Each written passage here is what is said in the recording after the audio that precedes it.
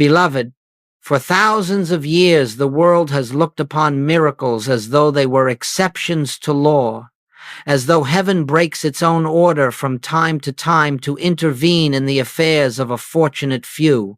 And so humanity waits, hoping that perhaps God will choose this moment, this circumstance, this sickness, this fear, and bless it with a special act of mercy.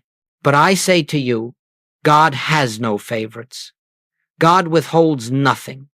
God does not reach down from some far-off realm to choose one and ignore another. What we call a miracle is never the violation of law. It is the natural revealing of spiritual law, the law that has existed from eternity but has remained hidden only because we have looked everywhere except where it actually is in consciousness. The world believes that Jesus healed because he possessed a supernatural power unavailable to ordinary men. Churches teach it. Religion reinforces it. The mind accepts it. And generations surrender their spiritual birthright as a result. But that is not what the Master taught, nor is it what he demonstrated. I can of mine own self do nothing, he said. Nothing. Not one healing. Not one revelation. Not one miracle. If he, the greatest spiritual light the world has known, could do nothing of himself, then surely the healing power is not personal, it is impersonal, universal, and infinitely available to all who understand its law. Miracles seem mysterious only because we approach them from the standpoint of matter, body, circumstance, and time. We believe the outer world is cause and consciousness is effect. We believe a power outside must change the conditions inside. We believe something in the visible has to shift before peace, health, or harmony can appear. This is the great misunderstanding. Every so-called miracle is simply the moment when the inner truth pierces the veil of appearance. Healing is not something God suddenly decides to do. Healing is the revealing of a wholeness that has never been absent. Supply is not something injected into your life. Supply is the appearing of the boundless fullness that has always been the substance of your being. Harmony is not restored, it is recognized. And so, my friends, we must begin here with this single foundational recognition. There is no miracle in truth. There is only the lifting of the veil that hides truth from our present awareness. The world has been taught to look outward, to methods, to formulas, to rituals, to personalities. But the Master did not look outward. When confronted with lack, he did not work with loaves and fishes. When confronted with disease, he did not work with the body. When confronted with death, he did not work with dust. He lifted his eyes. He turned within. He acknowledged the presence. For him, the miracle took place. The instant consciousness shifted. The outer was merely the echo of that shift. He healed through recognition, not manipulation, through oneness, not effort, through awareness, not intervention. This is the hidden truth humanity has missed. A miracle is not God changing your experience. A miracle is you awakening to what God already is. And so, as we embark on this journey together, let us release the old concepts of divine interference, divine favoritism, divine exception. Let us lay aside the belief that God must be persuaded, convinced, or petitioned. Let us open ourselves to the possibility that the miracle you have sought for years is not waiting to be granted, it is waiting to be seen. We begin by acknowledging that all true healing is an activity of the Christ within, never the effort of the human mind. We begin by recognizing that what appears to you as a problem is not a power, not a presence, not a law. It is merely a mistaken perception. And we begin by understanding that the law behind every miracle is the law of one presence, one power, one life. As this awareness unfolds in us, gently, silently, naturally, the so-called miracles of Scripture become the ordinary events of a life lived in spiritual consciousness. Not through magic, not through force, but through recognizing what already is. Let this be the foundation upon which we build. Miracles are not reserved for saints. Miracles are not reserved for masters. Miracles are the natural outcome of awakened consciousness. They belong to you, because the presence that performed them then is the presence living as you now. And so we begin. Beloved, once the mind releases its old belief that miracles are exceptions, it must next confront the question: if miracles are not exceptions, then what is the law that makes them possible? And here we touch the very heart of spiritual revelation, the truth that stands behind every healing Jesus performed, every restoration in Scripture, every demonstration in mystical history. There is only one presence. There is only one power. There is only one life. This is the foundation of all spiritual healing, the basis of all spiritual demonstration, and the secret behind every miracle that has ever appeared on this earth. Everything else is but the shadow of human belief. Look out upon the world, and you will see a vast theater of opposites, good and evil, health and sickness, wealth and poverty, joy and sorrow. You will see conflict between nations, conflict between individuals, conflict within yourself, and the world will say these are real powers. These forces struggle against each other. They are equal in strength, and you must choose the side of good to defeat the side of evil. But this is not truth. This is the belief in two powers, and it is the source of all fear. As long as you accept two powers, you will seek to use one to overcome the other. You will pray to God to conquer disease. You will beg for divine help to conquer lack. You will ask for spiritual intervention to conquer discord.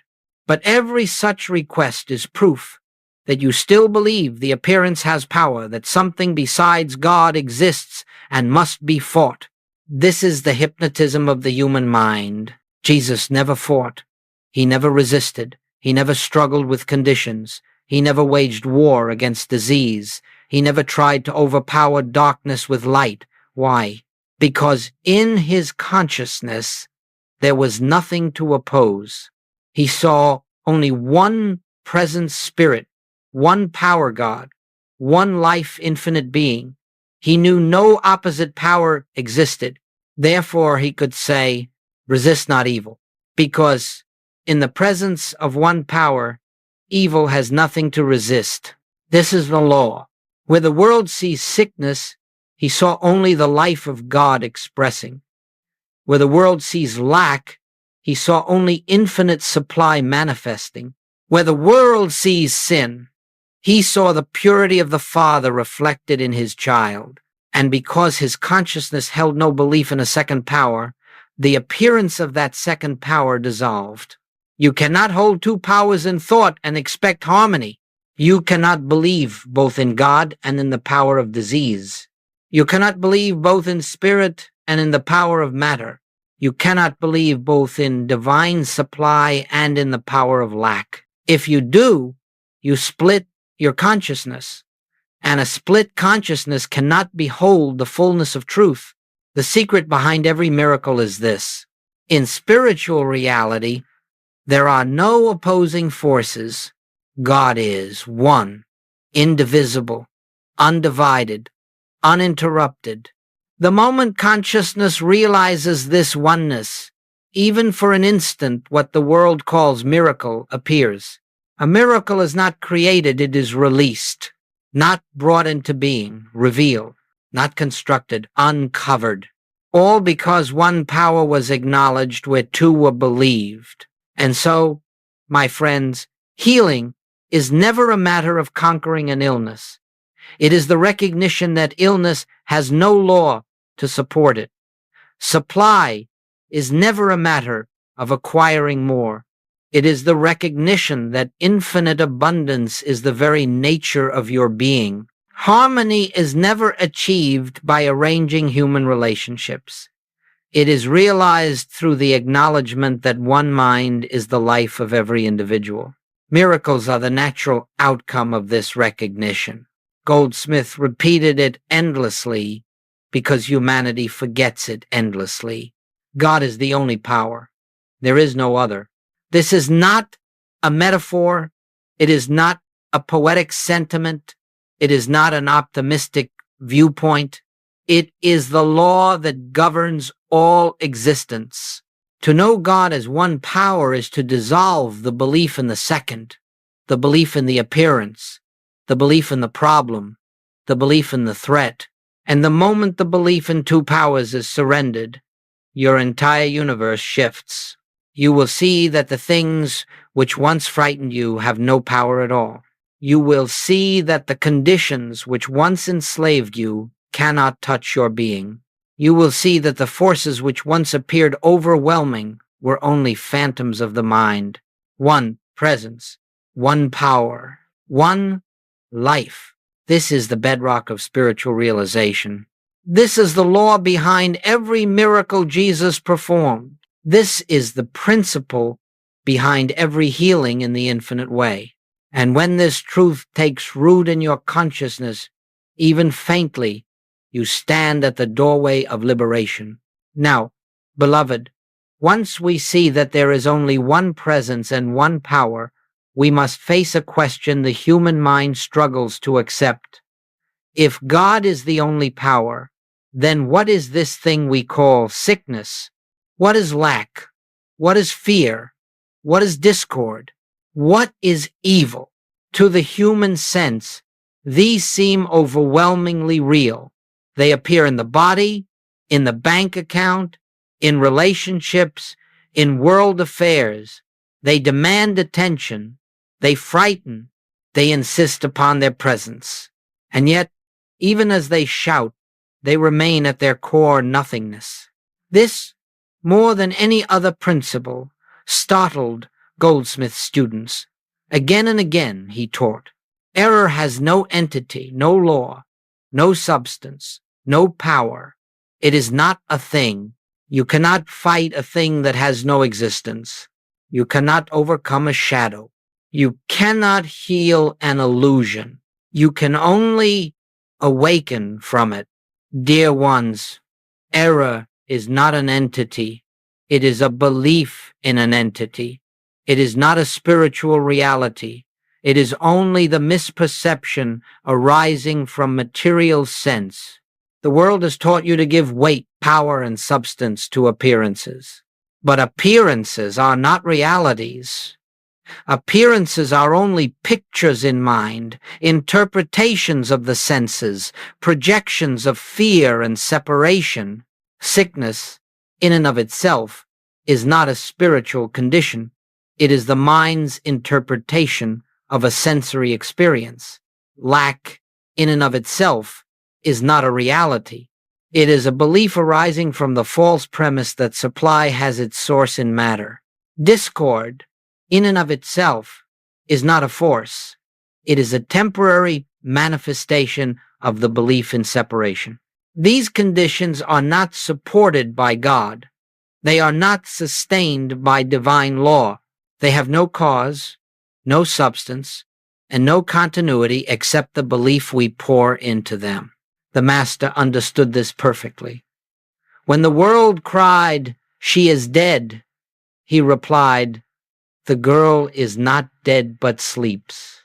Why? Because he saw beyond the appearance to the reality, the spiritual fact unaltered by human perception. The appearance said death, but there is no death in God. The appearance said lack, but there is no lack in spirit. The appearance said incurable, but nothing in the infinite is incurable. Jesus did not heal by manipulating matter. He healed by seeing through the illusion. He healed by recognizing the nothingness of error and the allness of God. This is why he could look upon a blind man and say, "Neither hath this man sinned, nor his parents." He removed the false premise. He denied the belief that error had cause. And once the false premise is removed, the appearance collapses. The human mind asks, "But if error is nothing, why does it feel so real?" Because you are reacting not to the error itself, but to your belief in it. A dream feels real until you awaken. Fear feels real until you see there is nothing to fear. Illusion feels real until consciousness reveals its emptiness.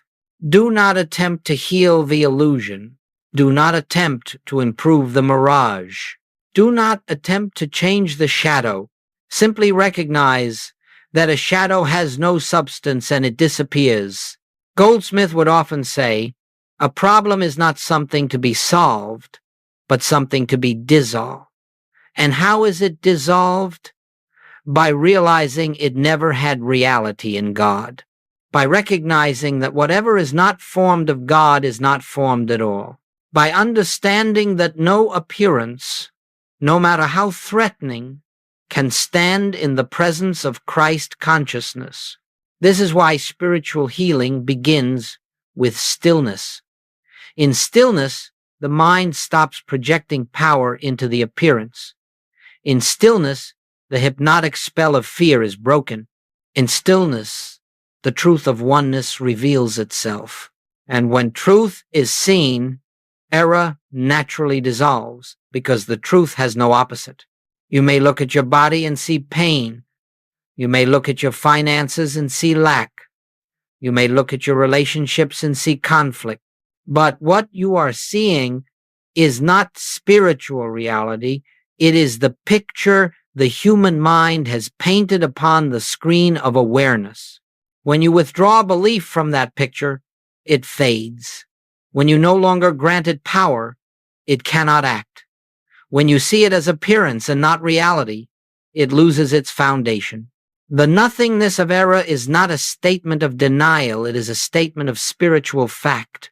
We are not denying the appearance, we are denying its reality.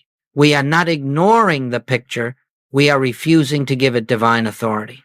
We are not pretending the condition is harmless, we are recognizing it has no law to sustain it. This, dear ones, is the reason miracles occur without effort.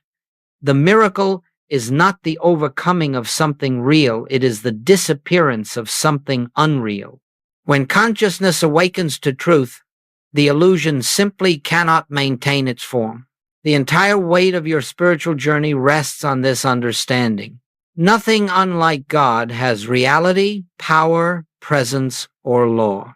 Recognize this, even faintly, and you will witness the dissolving of what the world calls problems. They were never real. They were only believed. And belief, once withdrawn, reveals the infinite perfection that has been present all along. Beloved, once we understand the nothingness of error, we arrive naturally at the great pivot upon which all spiritual healing turns. Consciousness is cause. Not sometimes, not occasionally, not when God decides. Always, universally, inevitably. And because consciousness is cause, it follows with equal certainty that matter is never cause. Matter is only effect, the outer shadow, the visible form taken by whatever state of consciousness we entertain. Humanity reverses this order and suffers for it. Humanity believes that the body creates health or sickness, that money produces abundance or lack, that people bring harmony or discord, that circumstances push us into joy or fear. Humanity lives utterly convinced that the outer world is the cause of inner experience. But, dear ones, this is the hypnotism of material sense. This is the dream from which the spiritual seeker must awaken. The master taught the opposite. Goldsmith taught the opposite. Every mystic has discovered the opposite. Nothing external is cause, and nothing internal is effect. The within is the essence. The without is only the echo. Jesus never attempted to change matter. He never worked with the body. He never manipulated external conditions. He knew that the body is but the picture the mind holds, and the picture can only change as the mind changes.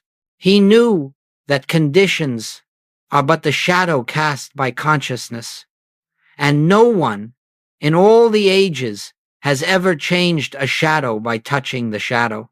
You cannot cure darkness by working with darkness. You cannot correct the reflection by polishing the mirror. You cannot transform the outer by beginning with the outer. Healing begins where the Christ realized begins in consciousness. Every miracle in Scripture is preceded by a moment of inner turning. He lifted his eyes. He went into the mountain to pray. He withdrew himself. These descriptions are not geographical, they are mystical. They represent the Master's movement inward, away from the hypnotism of the senses, away from the appearance of two powers, into the awareness of one presence. And when consciousness aligned with truth, the effect, what you call the outer world, responded instantly, naturally, inevitably, not through manipulation, not through effort, not through force, but because the shadow cannot help but follow the light that casts it. So let us be clear. If consciousness is cause, then harmony in consciousness must appear as harmony in experience. If consciousness is cause, then peace in consciousness must appear as peace in circumstance. If consciousness is cause, then the recognition of God as the only life must appear as health in the body. The world says, show me the change on the outside, and then I will believe. Spirit says, believe only in the truth within, and the outside will reveal what you have known. Goldsmith reminded us repeatedly, change your consciousness and you change your universe. Not the universe. Your universe, your experience of being. This is why spiritual healing cannot be achieved through physical means. It cannot be achieved by manipulating flesh, adjusting thought in order to condition matter, nor by trying to bend the external world to your preferences. It can only be achieved by realizing the truth of being and allowing the outer picture to conform to that realization. Matter is not stubborn. Consciousness is simply asleep. Matter is not powerful. Belief is simply strong. Matter does not resist. The mind clings to false concepts, and the moment consciousness relinquishes its belief in material causation, just the moment the false dependences drop, the body responds, the atmosphere clears, the situation shifts. Why? Because the shadow cannot remain when the light changes. We think we are dealing with bodies and conditions, but we are always dealing with states of consciousness. Your world is not happening to you, it is happening through you. Your experience is not a collection of accidents. It is the unfolding of whatever you are accepting as reality. But take heart, this is not a burden. This is your liberation. For if consciousness is cause, then the entire universe becomes responsive to the recognition of truth. The moment you turn within and acknowledge the infinite presence as the only reality, you have already stepped into the domain where miracles become natural. You no longer fear the body because you know the body is only the sequence of consciousness. You no longer fear lack because supply is the activity of consciousness, not the movement of money. You no longer fear discord because harmony is the nature of the one mind expressing as your awareness. Everything begins within. Everything begins in consciousness. Everything begins with the recognition that spirit alone is cause, and the visible world so impressive, so intimidating, so convincing is only the passing shadow of your inner knowing. Therefore, beloved, do not waste your years trying to rearrange shadows. Do not devote your efforts to correcting what is already in effect. Do not attempt to heal matter. Matter has no selfhood to heal. Turn within. Recognize the truth. Rest in the awareness that God alone is the source and activity of your being, and your outer world will shape itself quietly and beautifully to the truth your consciousness has accepted. This is the law behind every miracle. Beloved, having seen that consciousness is the only cause and that matter is but the shadow of that consciousness, we must now enter into the heart of spiritual practice, the very core of all healing, all demonstration, all transformation. And that core is this simple, profound principle. We do not treat, we recognize. Almost all of humanity engages in treatment, attempting to fix, repair, correct, remove, or improve some condition or problem. And yet, in doing so, they unknowingly affirm the one thing that prevents healing, the belief that the problem has power. When you treat a sickness, you declare sickness to be a force that must be overcome. When you affirm abundance to counter lack, you affirm lack as a power that must be conquered. When you pray for harmony amid discord, you affirm discord as a presence capable of disturbing reality. This is what Goldsmith called seeking second, placing the material appearance first and the truth of being second. And as long as you treat a problem, you testify to its reality. As long as you fight an appearance, you strengthen the hypnotism that formed it. The master never treated. He recognized. He did not say, Father, remove this disease. He said, I know that thou hearest me always. He did not pray for more bread. He recognized the omnipresent fullness of God and broke the loaves. He did not pray for Lazarus to return. He recognized the eternal life of God and called Lazarus forth. In each case, the miracle was not produced by a power acting upon matter. It was released through the recognition of what already is. You see, beloved, truth is never created. Truth is revealed. Healing is never performed. Healing is allowed. Miracles are never manufactured. Miracles are witnessed. Recognition is the realization that God, as infinite being, is already expressing itself as your life whole, complete, untouched by appearance. Recognition is not a technique. It is not the use of truth to change experience. It is the simple, holy awareness of truth as the essence of experience itself. When you recognize the truth of being, the appearance loses its foundation. It has nothing to stand upon. It falls away, not because you pushed it away, but because you withdrew the only substance it ever had, your belief. The moment the mind stops fighting, something extraordinary happens. Spirit begins to reveal itself. Silence becomes active. Peace becomes palpable. Awareness becomes luminous. And the condition that seems so real begins to shift because its supposed reality has been dissolved. If you seek to treat, you meet resistance. If you recognize truth, the appearance melts of its own accord. Consider the difference. To treat is to say, something is wrong. Let us correct it. To recognize is to say, only God is here. What appears as wrong has no reality. To treat is to work in the realm of cause and effect as the world understands it. To recognize is to stand in the realm where God alone is cause and all else is effect. To treat is to engage the mind. To recognize is to silence the mind. To treat is to attempt to use power. To recognize is to rest in the awareness that all power is already present. This is why Goldsmith cautioned his students, do not approach truth as a tool for fixing life. Approach truth as the revelation that life is already whole. Recognition is a form of seeing. It is the inner vision that looks past the appearance and beholds the spiritual fact. It is the consciousness that, when confronted with sickness, perceives only life.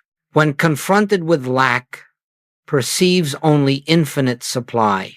When confronted with fear, perceives only the presence of, and this recognition, this beholding is the healing. It does not need to be strong. It does not need to be dramatic. It can be as gentle as a feather touching the surface of still water.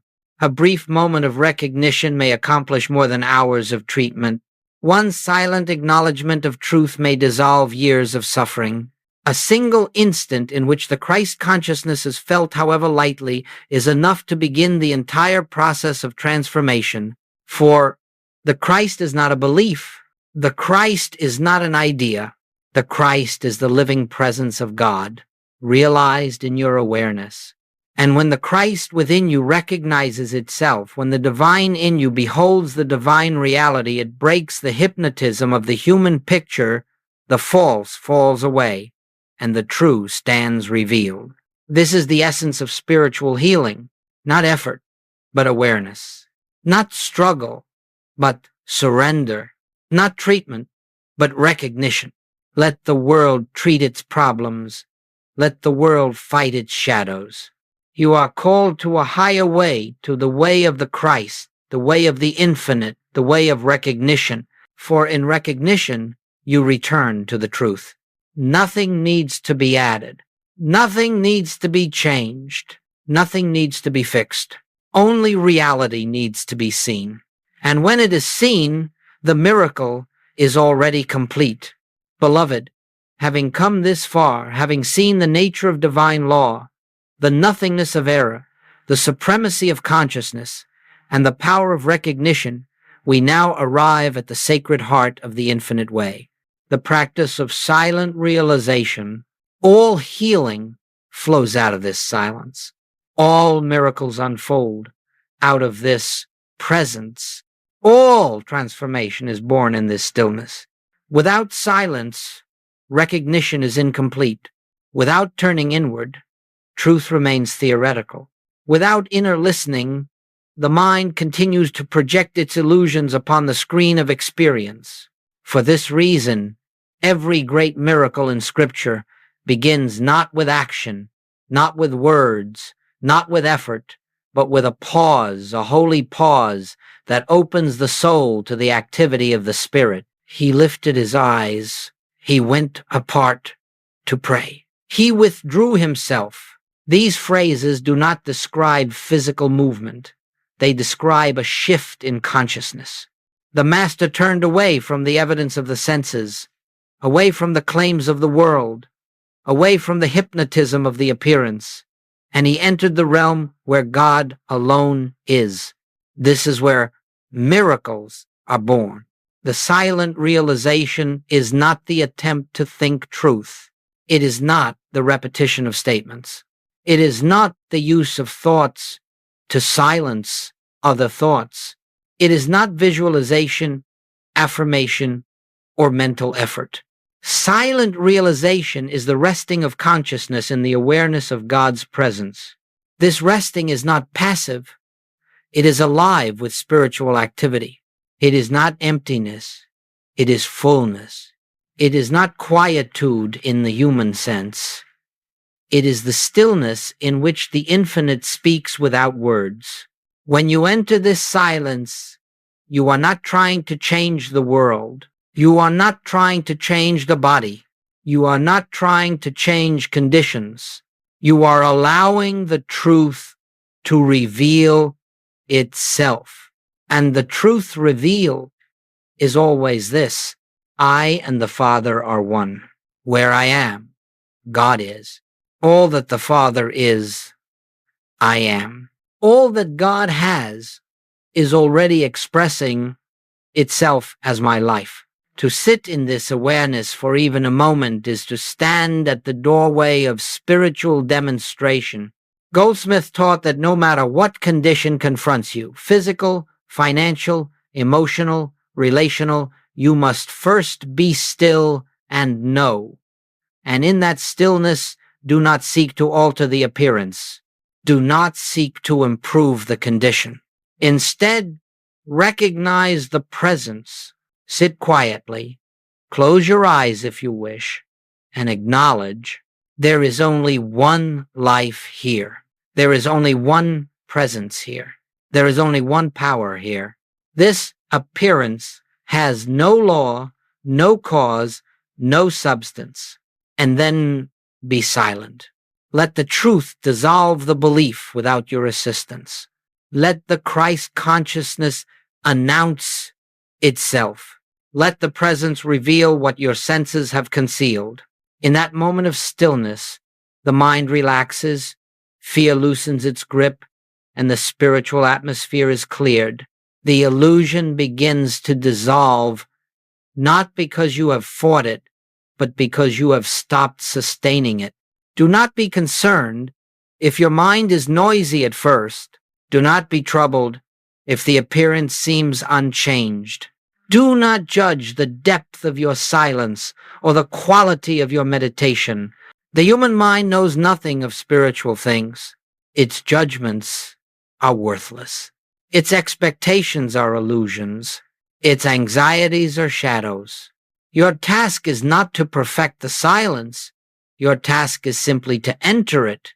Grace does the rest. The presence performs its own work. The Christ within completes what you cannot begin. In this silence, you are not trying to reach God. You are recognizing that God is already where you are. You are not trying to invite the infinite into your life. You are realizing that your life is already within the infinite. This silence is the womb of miracles. For the moment consciousness touches the presence even lightly, even briefly, the hypnotic power of the appearance weakens, the shadow trembles, and the truth begins to shine through. And once the truth shines through, no appearance can stand before it. Silent realization is not a method, it is the atmosphere in which truth reveals itself. It is not a practice to obtain something, it is the recognition that all is already given. It is not a path to reach God, it is the awareness that God is the only reality. And as you return to this silence gently, frequently, without struggle, you will begin to feel a subtle shift within you, a new center, a deeper peace, a quiet certainty that is not of this world. This is the dawning of the Christ within you. This is the beginning of spiritual vision. This is the consciousness from which miracles flow naturally, without effort. For once consciousness is aligned with truth, the outer world has no choice but to reflect that truth. As within, so without. As consciousness, so experience. As God, so the expression of God. This is how miracles are born. This is where healing begins. This is the essence of the infinite way. Beloved, principles mean nothing until demonstrated truth, remains theory until lived. Spiritual law reveals its nature through experience, quietly, naturally, without fanfare. When students came to me in fear, in sickness, in despair, I did not give them methods. I did not give them formulas.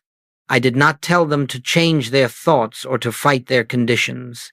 I asked them one question. Are you willing to recognize God instead of the problem? And those who said yes, those who were willing to turn even slightly toward the presence, became witnesses to the hidden law of being. Let me share with you some demonstrations, not to astonish you, but to show that these principles operate universally, independent of time, culture, personality, or background. They reveal that what Jesus lived What the mystics knew, what the infinite way teaches, is not philosophy but spiritual fact. The mother who stopped trying to heal her child. A young mother brought her son to me. The boy had been sick for months. Doctors had done all they could. The mother herself had prayed, affirmed, begged, pleaded, and wept for healing. Nothing improved. She asked me, "What must I do now? What prayer must I say?" I said gently, "My dear, you must do nothing. You must stop trying." She looked startled. "Stop trying? But he needs healing." "Yes," I replied, "but your trying is based on the belief that he is separated from God. Stop believing there is something to correct." I asked her to sit in silence with me. No thought, no effort, no treatment, only recognition. God is the life of this child. God is the health of this child. God is the only presence here. And then we were still. Something soft filled the room, something no human word can describe. A peace that was not ours began to flow through consciousness. And when the mother opened her eyes, she said, "I feel as if a burden I never knew I was carrying has fallen away." The next day, she wrote to me, "The fever broke in the night. He is eating. He is laughing. Something lifted." Beloved, what changed? Not the child, not the body, not the disease. The belief changed. The consciousness shifted. The illusion collapsed. Recognition, not treatment, had done its work. The businessman who could not escape fear. Another student came to me, successful, wealthy, respected, yet tormented by fear of loss, fear of losing his business, his investments, his security. The world saw him as prosperous. His soul felt imprisoned. He asked, "Joel, what affirmation can break my fear? What statement can give me courage?" And I told him, "Fear is not overcome. Fear is outshined. You cannot push darkness out of a room. You can only bring in light." We sat in silence, and after a few minutes I whispered, "Supply is not in your business. Supply is not in your accounts. Supply is not in the world. Supply is the nature of God, and God is your consciousness." He said nothing, but he began to breathe differently, longer, deeper, calmer. He said, "It feels as if the walls inside me are falling."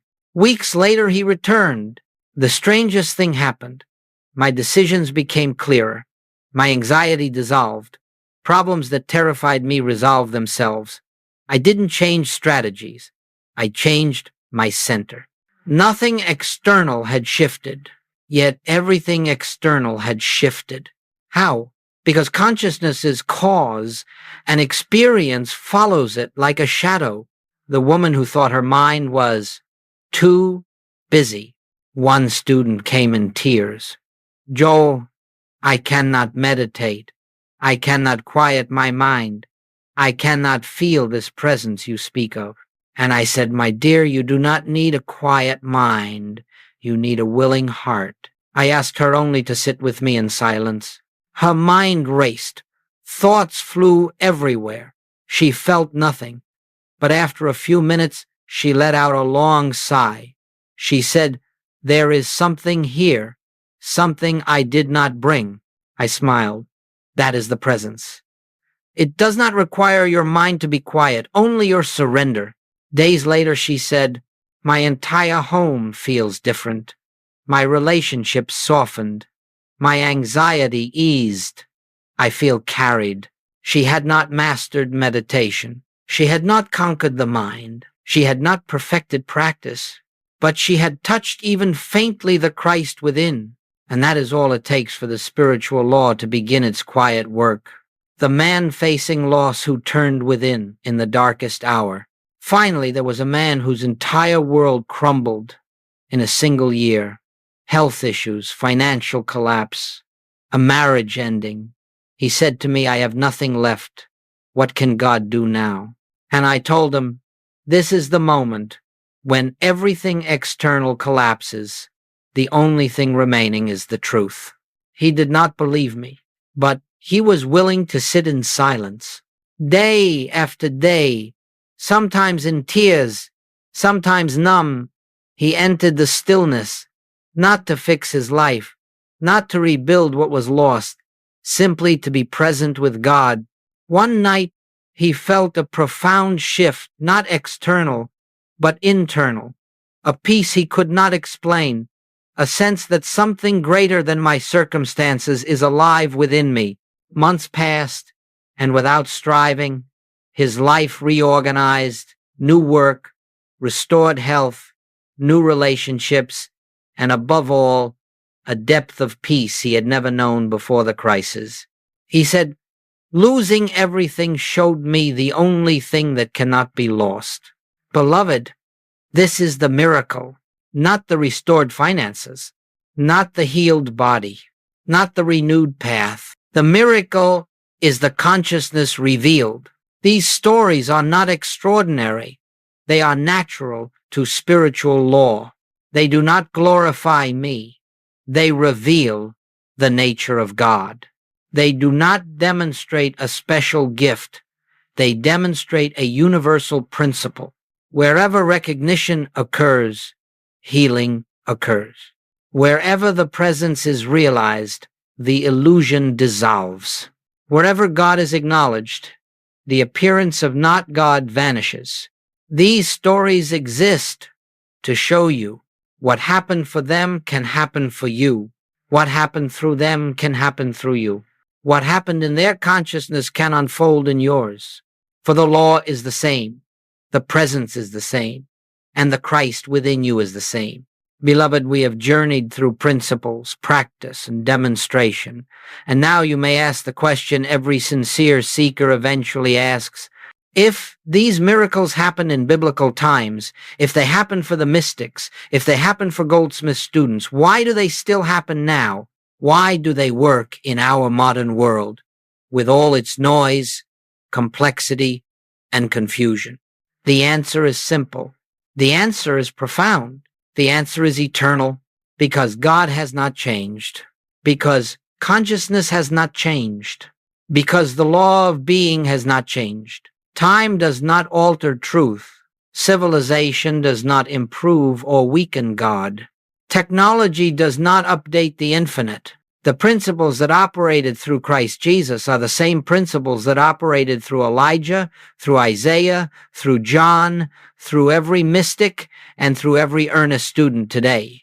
Spiritual law is timeless because spirit is timeless. Let us look deeply, quietly, without rushing. The law of one has no expiration. There is only one presence, one power, one life, one being. This is not a doctrine. This is the nature of reality itself. The moment you acknowledge one, you dissolve the fear of two. The moment you acknowledge God as all, you dissolve the belief in anything else. The moment you recognize the presence, the appearance of absence must fade. The world changes, cultures change, political systems change, but the nature of God remains the same, and therefore the law of oneness functions with the same precision it always has. What Jesus revealed is not primitive. It is not ancient. It is not tied to history. It is eternal, cosmic, universal, and therefore it operates just as clearly today. The law of consciousness has never been broken. Every mystic discovered the same truth. Consciousness is the cause of experience. When fear is entertained, the world reflects fear. When lack is believed, the world reflects limitation. When divine presence is recognized, the world reflects harmony. This has nothing to do with age, culture, language, or tradition. It is the way reality functions, whether or not the mind understands it. Just as gravity existed before it was named, the law of consciousness is operative whether or not humanity recognizes it. You cannot escape it, you cannot break it, and you cannot bypass it. But you can learn to align with it, and that alignment is what the world calls miracle. The law of non-power is always active. Goldsmith taught a radical yet liberating truth. Nothing, unlike God, has power. Not disease, not circumstance, not loss, not human will, not fear, not evil. These appearances rise, but have no law to sustain them. They roar, but they cannot endure. They frighten, but they cannot act. This law, the law of non-power, is eternally functioning because only the infinite has true power. What is not God-powered is not power at all. It is only belief. And belief loses its force the moment recognition dawns. This principle worked 2,000 years ago. It worked in the deserts of ancient prophets. It worked in temple courtyards and in fishermen's boats. And it works today in crowded apartments, noisy cities, quiet homes, hospital rooms, office buildings, and anywhere a soul turns inward to the presence. The law does not need silence. It creates silence. The law does not need purity. It reveals purity. The law does not need understanding. It imparts understanding. The law of inner recognition is timeless. Every miracle, every single one, flows from recognition. Recognition is the spiritual seeing of reality despite the appearance. That which is recognized inwardly must appear outwardly because consciousness is cause and form is effect. This is not metaphysics. This is not philosophy. This is spiritual law. And spiritual law is not outdated. It is not ancient. It is not from another era.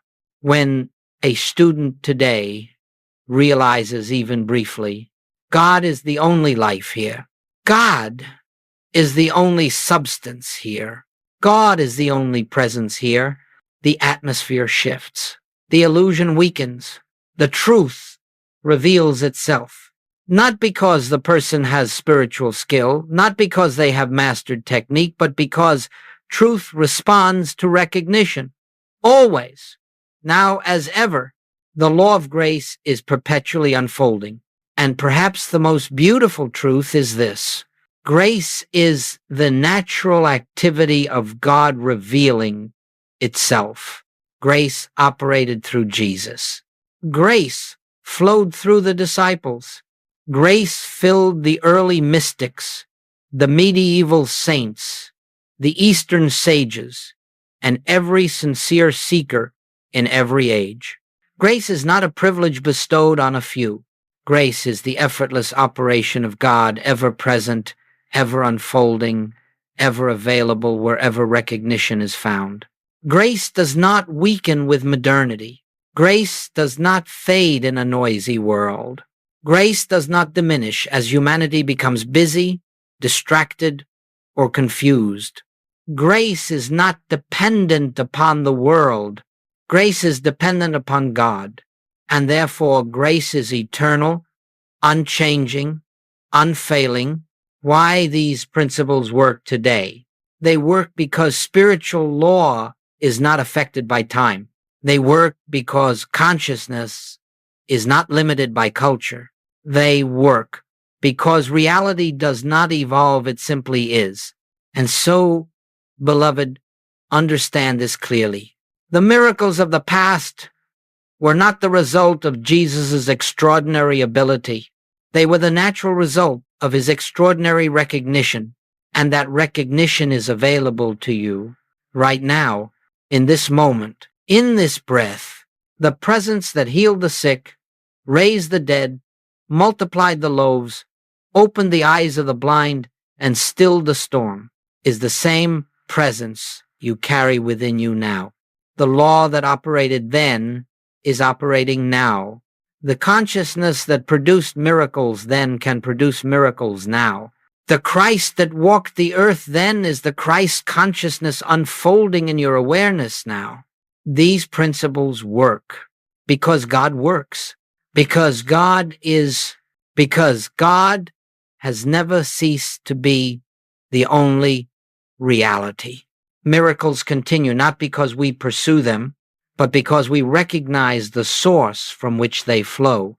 Beloved, as we come to the close of this journey, let us return to the beginning, not the beginning of this message, not the beginning of these teachings, but the beginning of reality itself. For all that we have spoken, the nothingness of error, the supremacy of consciousness, the silence in which truth reveals itself, the recognition that heals, the grace that unfolds, all of it rests upon one source, one life, one presence. In the clamor of the world, in the intensity of personal problems, in the pressure of modern life, you may be tempted to believe that there are many powers, many forces, many causes, but understand this: in the deepest chamber of your soul, there is only God, and God is all, and this allness is your very being, not something you must become, not something you must earn, not something you must purify yourself for. It is what you already are behind the veil, beneath the appearance, within the silence. The entire purpose of the spiritual path is not to bring God into your life, but to reveal that your life is already within God. Not to attract the divine, but to awaken to the truth that you never left it. Every miracle is a reminder of this. Every healing is a whisper of this. Every moment of peace is a confirmation of this. Every glimpse of the inner presence is the Christ saying, I am here.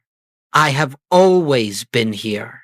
Beloved, you are never alone. You have never been separate. You have never been without the fullness of God. It is only the noise of the mind that creates the illusion of distance. It is only fear that creates the illusion of two powers. It is only conditioning that conceals what has always been true. When you drop into the silence, even for a moment, the veil parts. You see not with the eyes, but with awareness. You feel not with emotions, but with spirit. Not with intellect, but with consciousness. And what do you see? What do you feel? What do you know? That God is the life of you, that God is the substance of you, that God is the reality of you, that nothing can be added to you and nothing can be taken from you, that the kingdom is within complete, perfect, and eternal. This is the truth Jesus knew. This is the truth the mystics lived. This is the truth Goldsmith spent his life revealing. And now, dear one, this truth is awakening in you, not through the effort of your mind, not through the discipline of your will, not through the struggle to be spiritual, but because the Christ within you is remembering itself, because the divine seed planted in your consciousness is beginning to open, because your soul has reached a maturity in which it can finally hear what has always been whispered. Be still and know that I am God. As you leave this teaching, do not leave the presence. Carry it gently, tenderly, silently within you. When challenges arise, pause. When fear stirs, pause. When the world demands your attention, pause. And in that pause, acknowledge this appearance has no power. God alone is the reality here. You will find that life becomes lighter. The burden lifts, the atmosphere clears, and the unfolding of grace becomes your natural way of being. For you are not moving toward God. You are moving from God. You are not striving to reach the kingdom. You are living from it. And as this recognition deepens, the world around you begins to reflect the truth dawning within you. Peace where there was unrest, clarity where there was confusion, sufficiency where there was lack, harmony where there was discord. This is not the reward for your practice. It is the revelation of what has always been true. Beloved, your journey does not end here. This is the beginning of a deeper walk, a walk not with a distant God, but with the presence that is your very self. Return often to the silence. Return often to the inner sanctuary. Return often to the awareness of the One, for in that returning, you discover something astonishing. You were never away. You were never separate. You were never lost. The Christ within you, the divine I that Jesus lived, the presence that Goldsmith revealed, is the truth of your being. Walk in this awareness. Live in this presence. Rest in this silence. And you will find that every day reveals a new dimension of the infinite expressing itself through you. This is the fulfillment of all spiritual teaching, to know God as your own life and to live from that knowing. And so, beloved, we return to the one source, the source that is never absent, the source that is never distant, the source that is never silent, the source that is the life of your life and the breath of your breath. Rest now in the assurance that God is, and because God is, all is well.